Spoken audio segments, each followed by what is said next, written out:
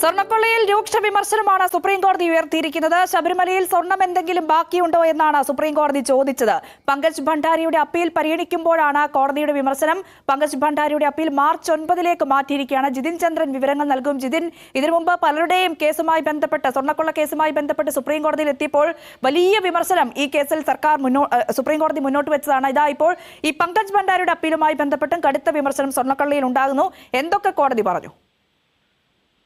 രഞ്ജിനി, നേരത്തെ വിമർശനം ഉന്നയിച്ച അതേ ബെഞ്ച് തന്നെയാണ് ഇന്ന് പങ്കജ് ഭണ്ഡാരിയുടെ അപ്പീൽ പരിഗണിച്ചത്. ജസ്റ്റിസ് ദീപാങ്കർ ദത്തയും സതീഷ് ചന്ദ്ര ശർമ്മയും അടങ്ങുന്ന ബെഞ്ച്. സതീഷ് ചന്ദ്രയാണ് ഇന്ന് ചോദിച്ചത്, ശബരിമലയിൽ ഇനി എന്തെങ്കിലും സ്വർണം അവശേഷിക്കുന്നുണ്ടോ എന്ന് പങ്കജ് ഭണ്ഡാരിയുടെ അഭിഭാഷകനോടാണ് കോടതി ചോദിച്ചത്. തനിക്ക് കൊള്ളയിൽ പങ്കില്ല, താൻ തിരുമല ക്ഷേത്രത്തിലടക്കം മറ്റ് പല ക്ഷേത്രങ്ങളിലും ഈ സ്വർണവുമായി ബന്ധപ്പെട്ട ജോലികൾ ചെയ്തിട്ടുള്ള ആളാണ്, തന്നെ ഏൽപ്പിച്ച ജോലി ചെയ്യുക മാത്രമാണ് ചെയ്തത് എന്ന മറുപടിയാണ് പങ്കജ് ഭണ്ഡാരിയുടെ അഭിഭാഷകൻ അപ്പോൾ പറഞ്ഞത്. ഒപ്പം ആദ്യം ഈ കേസ് എടുത്തപ്പോൾ തന്നെ ഈ കേസ് വെള്ളിയാഴ്ചത്തേക്കെങ്കിലും മാറ്റി വെക്കണം എന്ന് പങ്കജ് ഭണ്ഡാരിയുടെ അഭിഭാഷകൻ ആവശ്യപ്പെട്ടിരുന്നു. ആ ആവശ്യം കൂടി പരിഗണിച്ചാണ് മാർച്ച് 9 അടുത്ത മാസം 9 ഈ കേസ് മാറ്റിയിരിക്കുന്നത്. എന്തായാലും വളരെ ശ്രദ്ധേയമായ കാര്യം, നേരത്തെ ഈ ശബരിമല സ്വർണ്ണക്കള്ള കേസിൽ N വാസുവിന്റെയും ജയശ്രീയുടെയും അങ്ങനെ മുൻപ് ഈ രീതിയിൽ ഹർജികൾ പരിഗണിച്ചപ്പോൾ വലിയ വിമർശനം സുപ്രീം കോടതിയുടെ ഭാഗത്ത് നിന്ന് സ്വർണ്ണക്കൊള്ളയിൽ ഉണ്ടാകുന്ന അത് ഇന്നും ഉണ്ടായിരിക്കുന്നു.